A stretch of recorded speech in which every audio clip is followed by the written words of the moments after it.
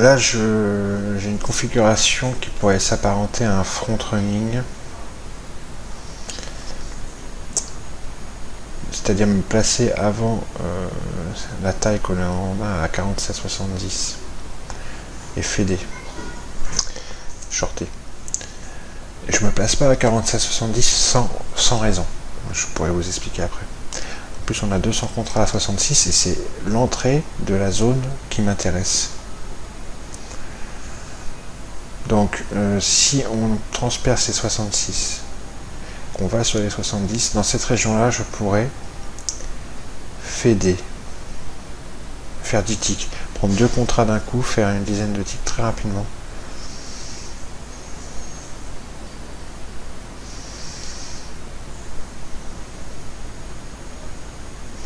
Alors vous voyez, il y a du reload sur 66.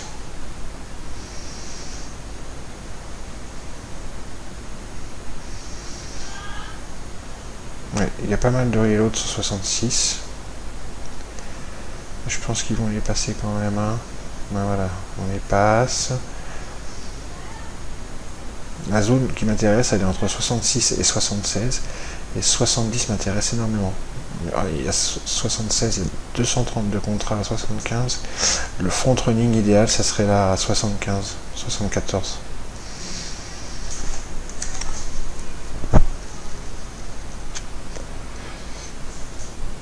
Et tout ça, c'est pas des niveaux choisis au hasard.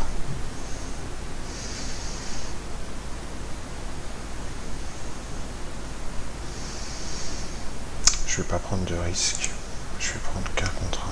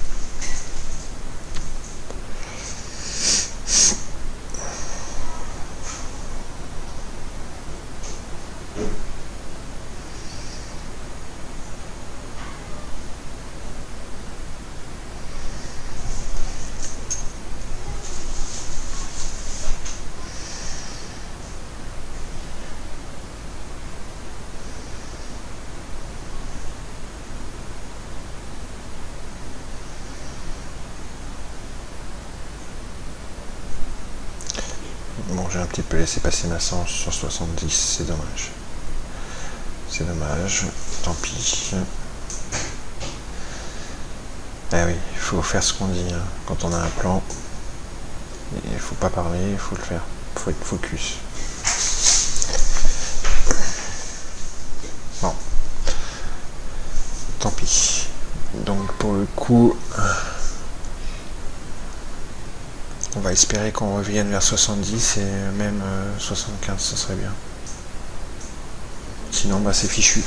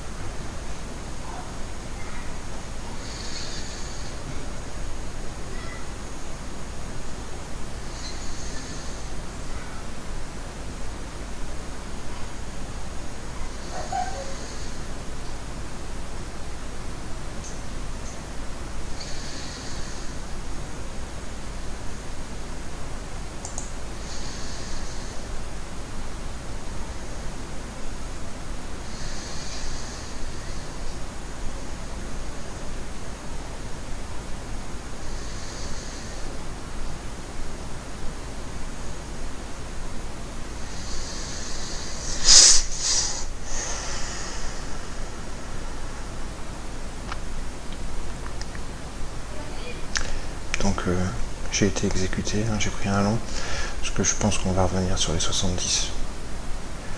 C'est mon plan, je pense même qu'on va aller aux 75. Donc là on a eu beaucoup de reload, on a eu un petit support dans le carnet qui s'est formé. Je l'ai pris, j'ai été exécuté.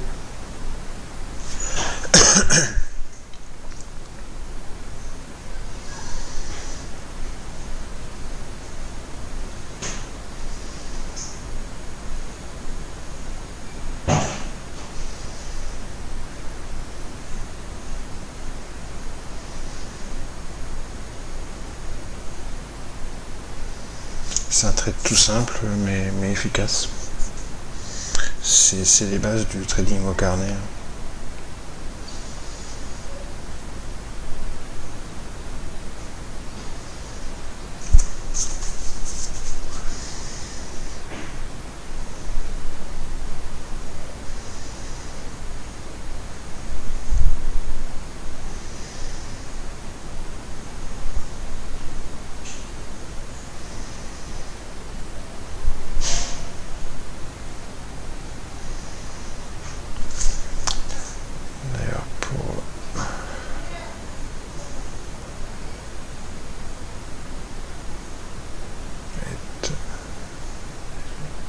J'allais dire pour être certain d'être exécuté, on peut se mettre un tick en dessous de la target.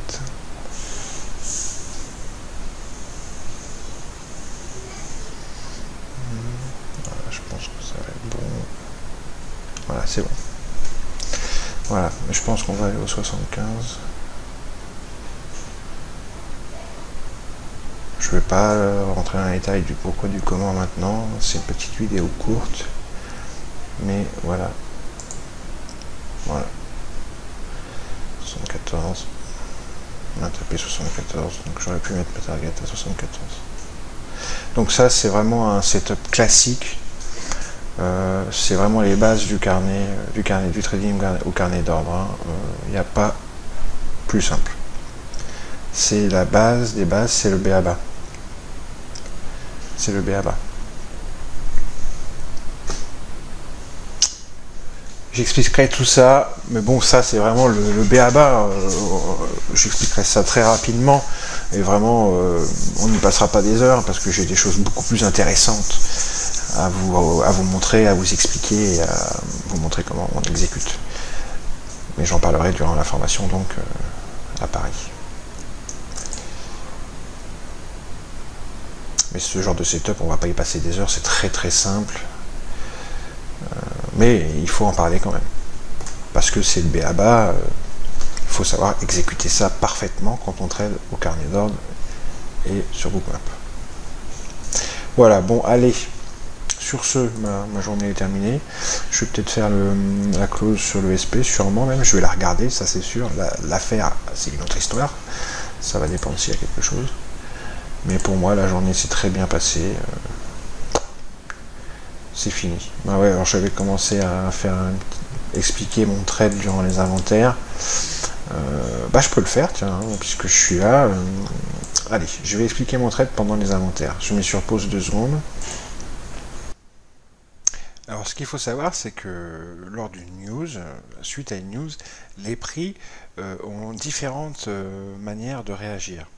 Mais c'est à chaque fois à peu près le même schéma. Chaque manière de réagir a le même schéma qu'il faut savoir reconnaître très vite dans les secondes et les minutes qui suivent la news. Aujourd'hui sur le pétrole, on a eu ce qu'on appelle un faux outlier. Un outlier, qu'est-ce que c'est? Un outlier, c'est un fondamental qui ressort largement en dessous ou au-dessus ce que l'on attendait. Donc c'est une surprise, un data outlier. Or, on a eu moins 14 millions dans les stocks et on attendait moins 225 000. Donc c'était vraiment très surprenant. Mais c'était un faux outlier. Il y a eu une petite astuce, il y a eu une petite subtilité sur le pétrole aujourd'hui, c'est que hier soir, l'agence, je ne sais plus quoi,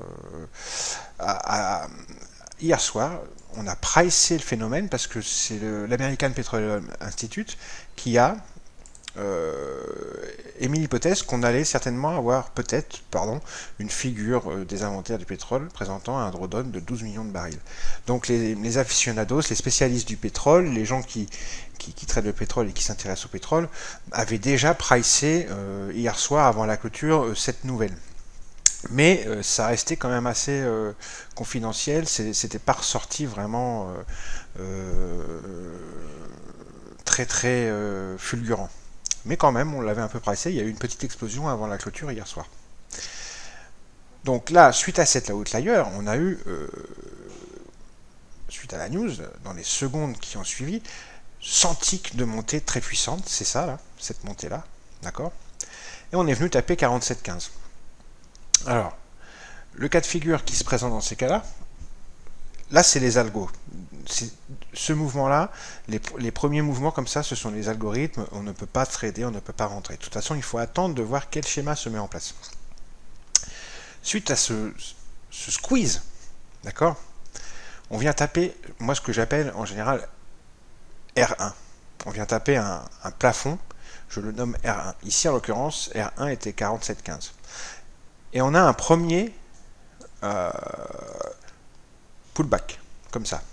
Ce premier pullback, l'endroit où il s'arrête, moi je le nomme S1. D'accord? Donc on a R1, S1. S1 là, c'était 46,75. D'accord? Lorsque l'on est sur S1, il y a plusieurs cas de figure. Soit on remonte à nouveau vers R1, d'accord? Et arrivé sur R1, on explose R1 et on part dans un marché drivé par un flow uniquement acheteur, dans ce sens-là, hein, ça marche aussi dans l'autre sens. Donc on a une phase de marché qui devient fortement directionnelle et drivée par un flow acheteur très directionnel. Soit on bute à nouveau sur R1 et on retourne une deuxième fois sur S1. Et c'est à ce moment-là, quand on arrive pour la seconde fois sur le support S1, qu'on observe très particulièrement à ce moment-là ce qui se passe dans le carnet et dans Bookmap, et que l'on rentre soit à l'achat en visant R1, soit on attend la cassure, parce qu'il peut y avoir une cassure, et alors on appelle cela dans ce cas-là un reversal, un data reversal suite à un outlier ou pas. Hein. On a fait mine que 14 millions de baisse dans les stocks, incroyable. On va chercher les stops et bam, on fait un reverse. On va carrément dans l'autre sens et on a un flow driven market carrément dans l'autre sens. On tape, on casse S1, on retourne au point de départ du moment de la news, très important. Il faut toujours avoir en tête où était le point de départ du squeeze. Arrivé sur ce point de départ, soit on continue toujours dans ce flow driven market, soit on tape dessus et on fait des zigouigouis comme ça pendant le reste de la journée. Là aujourd'hui, on est retourné sur R1 une première fois, on est retourné sur S1 une première fois, pardon. On l'a testé dans le carnet, dans Bookmap, j'ai vu que je pouvais acheter, je vais vous montrer pourquoi, et j'ai acheté, j'attendais une petite confirmation, j'ai acheté et je suis sorti sur R1. Ensuite, on a dépassé R1 d'une trentaine, une quarantaine de ticks, mais il n'y a pas eu de flow driven market. On a drifté comme ça unilatéralement toute la journée. On est revenu taper R1, on est revenu tester deux fois R1. On pouvait prendre des beaux trades deux fois de suite sur R1, d'accord? Et toute la journée, ça a fait ça. On a drifté comme ça de façon latérale en faisant quelques petits plus hauts comme ça, tranquillement. Mais jamais on est parti directionnel. Voilà. Voilà ce qui s'est passé. Donc moi j'ai chopé un long sur S1 avec confirmation du flow et je suis sorti sur R1. Parce que je voyais que ça avait du mal à passer, même si c'est passé un petit peu plus tard. Donc voilà le moment de la news. Ok, le point de départ de la news, ici. D'accord? Le squeeze nord. Bam! On va taper ici 47,15. D'accord? Ici, c'est donc notre R1. On a un premier retour.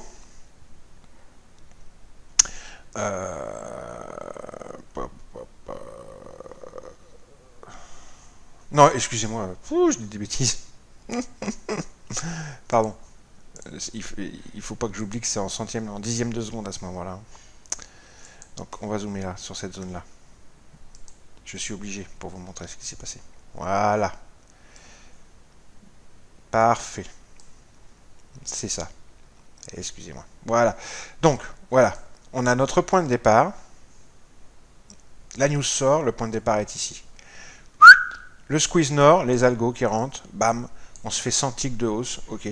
On a R1 à 47,15 ici, ok. On a le premier petit retour sur 46, 75, 70. On a S1 ici, ok, d'accord. À partir de là, on observe les réactions, on observe ce que font les prix ensuite, tout simplement. Les prix vont revenir. Ça se joue, c'est très rapide. Voilà, ils reviennent tester, ils font un retest du support S1. Et c'est là que moi je suis rentré et je suis sorti sur R1 un petit peu plus tard, ici. D'accord? Alors pourquoi je suis rentré sur S1? Là c'est très important aussi. Parce que pourquoi rentrer sur S1? Pourquoi ne pas attendre sa cassure? Pourquoi? Tout simplement parce que j'ai observé dans le carnet du spoofing qui nous envoyait nos prix vers un plancher. Je ne savais pas où allait être le plancher à ce moment-là, je savais juste que le premier pullback avait eu lieu sur 46, 70, 75. J'avais noté ça, d'accord? On a du spoofing sur tout le long de la descente. Tout ça, c'est du spoofing. Et on le voit très bien, c'est mieux en direct. Hein, mais si je peux faire un petit retour comme ça, regardez, on a des centaines de contrats comme ça qui viennent spoofer à chaque fois. Et ensuite, à chaque fois, on balaye, vous voyez, ces ventes au marché qui balayent tout ce qui se présente au bid. D'accord? Donc ça, c'est du spoofing pour acheter de plus en plus bas au meilleur prix. Juste avant qu'on arrive sur S1, on a un spoofing de 500 contrats. Regardez là, 558 contrats. Là, c'est très important, on vient toucher S1. C'est 550 contrats, et c'est vraiment la réflexion qu'il faut avoir, qu'il faut que vous ayez, et que j'ai eu, et qu'il faut avoir. Ces 500 contrats, soit on ne revient pas dessus et on continue sud, et on va peut-être s'installer après la cassure de S1 dans un flow driven market sud. Soit on revient vers ces 500 contrats, et ces 500 contrats, suivant le comportement que les prix vont avoir dessus, ça veut dire que je peux acheter et que je peux viser R1. Sur ces 500 contrats, quand on revient vers eux, 200 vont disparaître. Comme ça, sans qu'il ne se passe rien. Donc c'était du spoofing. 200 contrats qui disparaissent sans raison comme ça, qui sont annulés, c'était du spoofing. Vous voyez bien que juste après ce spoofing de 500 contrats ici, on vient balayer, on vient sweeper ce qu'il y a au bid. D'accord? Quand on revient vers les 500 contrats, on en enlève 200, il n'y en a plus que 300. Et les 300 qui restent, ils sont soulevés par les achats market tellement agressifs qu'ils n'en font qu'une bouchée. Et ça, c'est un signal d'achat. Je rentre. On vient retester une fois ou deux, c'est bien légitime, cette cassure des 500 contrats. Boum, reteste. Boum, reteste. Et après, ça part. Et moi, je sors 20, 21 ticks plus haut. Voilà, c'est tout simplement ça. Ça s'apprend. C'est quelque chose qui s'apprend.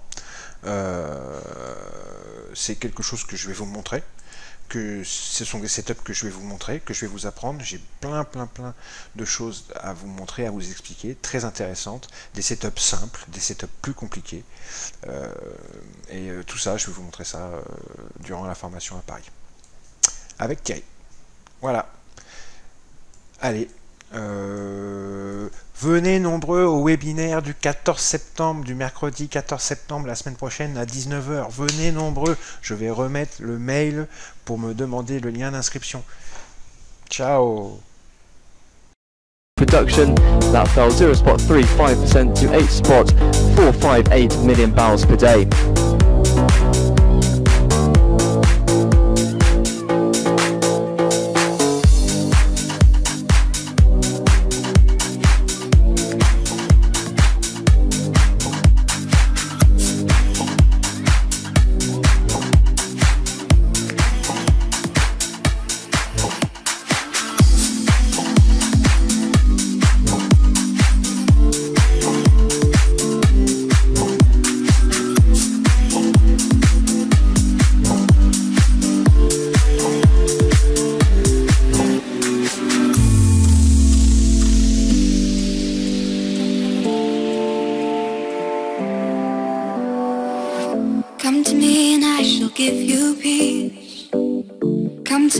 down your head. Touch the rain and feel the summer breeze. Say the things we've never said. I'll keep you from the world outside. I won't ever let you go. I'll be the thing you dream about. Come to me and you will know.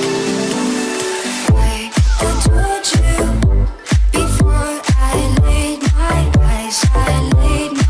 eyes on you. Let me touch you.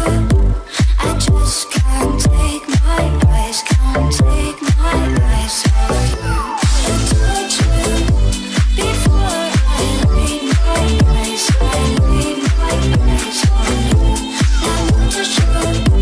I just One thing to bear in mind with this crude oil inventory report, I must stress, this has been perceived as somewhat of an anomaly by some analysts, given it was very much just a ramification of some of the hurricane activity in the region. So I've pulled back a little bit, back below $47 per barrel. But in terms of the tone of this report, it's obviously a larger drawdown than the API's last night of 14.513, and was also coupled by a decline in crude output production from the region. tell me I belong to you. Feel the grass crumble.